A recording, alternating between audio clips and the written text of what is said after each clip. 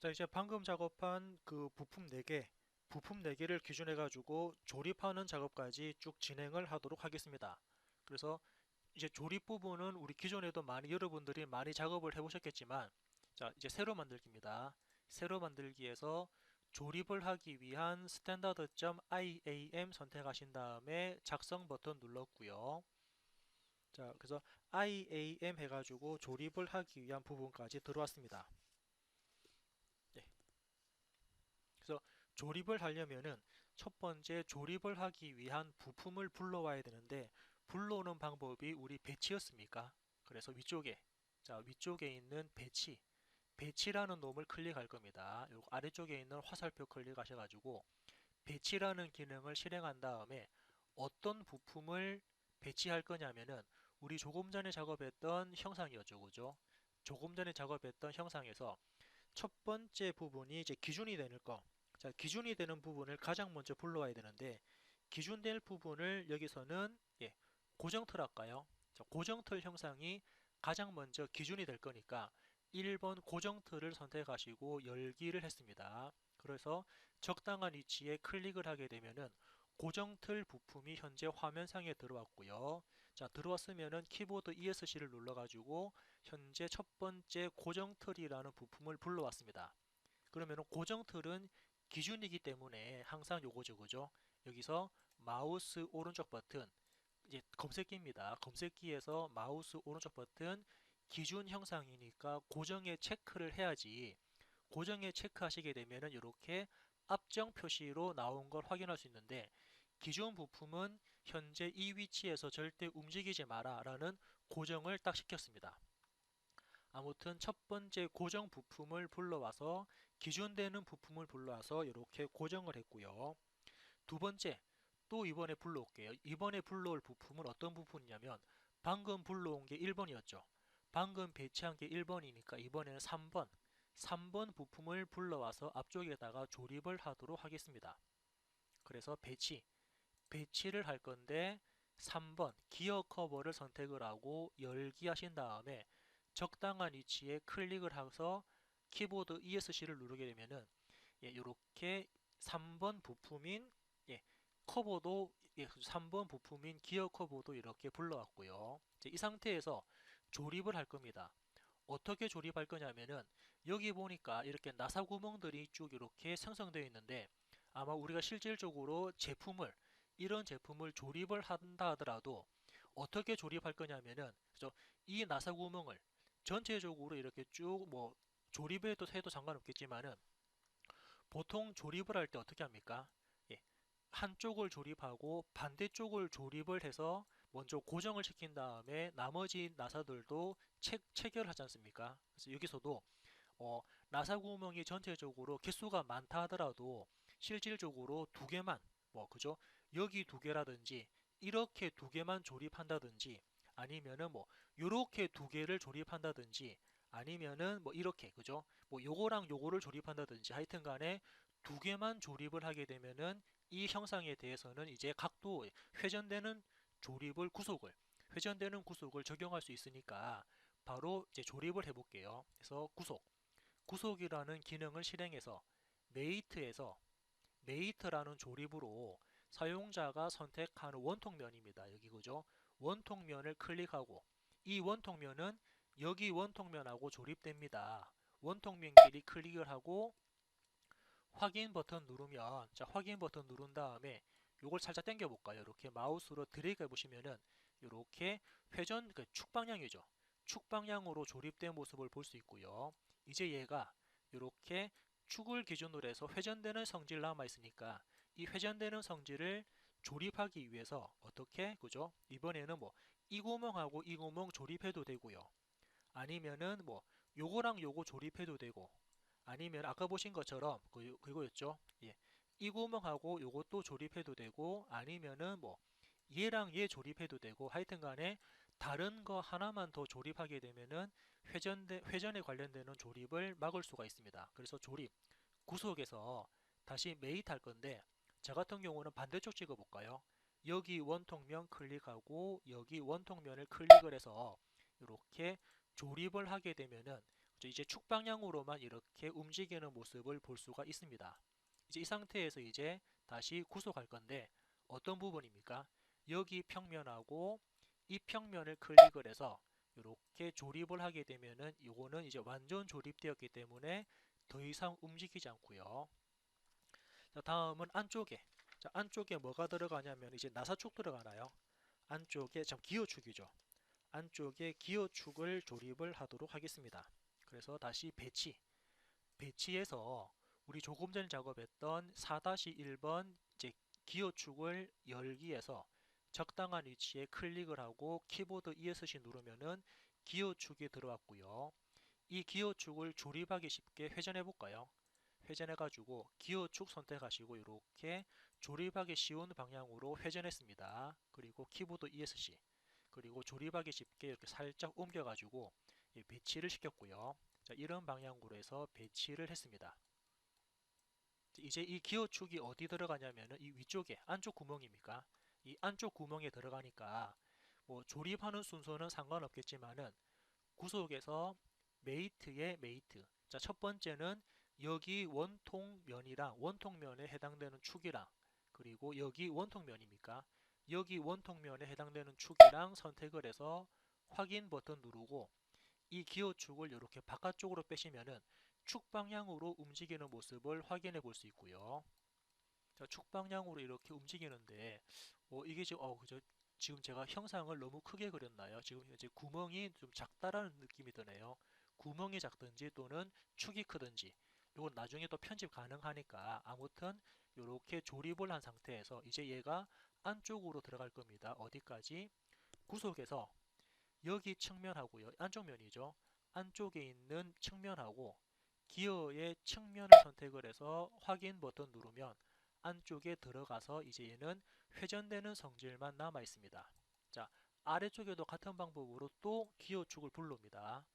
배치해서 두 번째 작은 기어축을 선택하고 열게 했고요. 적당한 위치로 클릭해서 키보드 ESC 그리고 조립하기 쉽게 회전을 하도록 하겠습니다. 이렇게 조립하기 쉽게 회전했고요. 그래서 이제 이 부분 자 같은 방법으로 조립합니다. 조립해서 메이트에 메이트 하는데 여기 원통면의 축이랑 여기 원통면의 축을 조립하겠습니다. 확인 하면은 이렇게 조립됐고요. 다음은 아까 보신 것처럼 또 조립합니다. 안쪽 측면하고요. 기어축의 측면을 선택을 해서 확인 버튼 누르면 이렇게 두 군데 조립되는 모습을 확인해 볼 수 있죠. 이렇게 조립을 한 상태에서 이제 한번 볼게요. 이제 이번에는 어떻게 되냐면 위쪽 기어가 회전될 때 아래쪽 기어도 같이 회전되어야 됩니다.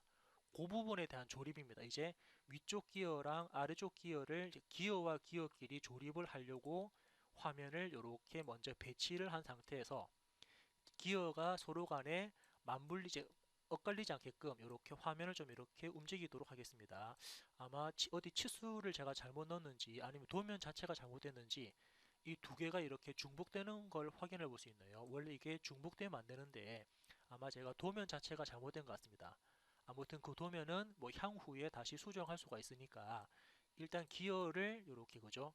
기어축을 여러분들이 이렇게 들어가시면서 기어축을 들어가시면서 서로 간에 엇갈리지 않게끔 이렇게 대충 이제 눈짐작으로 맞춰놨고요. 이제 여기서부터 조립을 하겠습니다. 어떻게 조립할 거냐면은 구속에서 지금은 동작입니다. 동작인데 어떤 동작이냐면은 두 개 다 회전이 되는 동작을 걸었거든요. 그래서 회전 방향은 같은 방향이 아닌 다른 방향으로 회전되게끔 해서 회전을 시킬 건데 다른 방향 회전입니다. 첫 번째 위쪽에 있는 기어를 선택하시고 두 번째 아래쪽에 있는 기어를 선택하시면서 이때 기업이 그죠? 기업이죠. 위쪽에 있는 기어가 한 바퀴 돌 때 아래쪽 기어도 한 바퀴 돌아라 해서 확인 버튼 누르시고 이제 회전해 볼까요?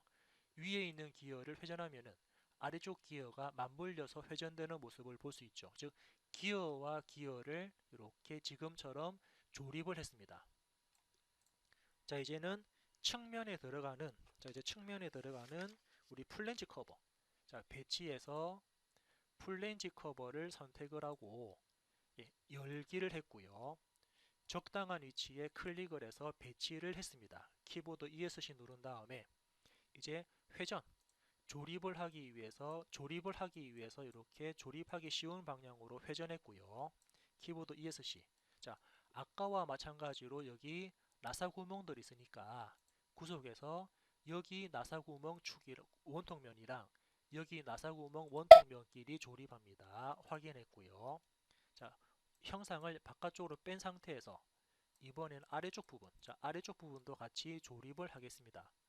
구속에서 아래쪽에 있는 원통면과 여기 나와 있는 원통면을 서로 간에 조립한다 그래서 확인 버튼 눌렀고 다시 조립하겠습니다.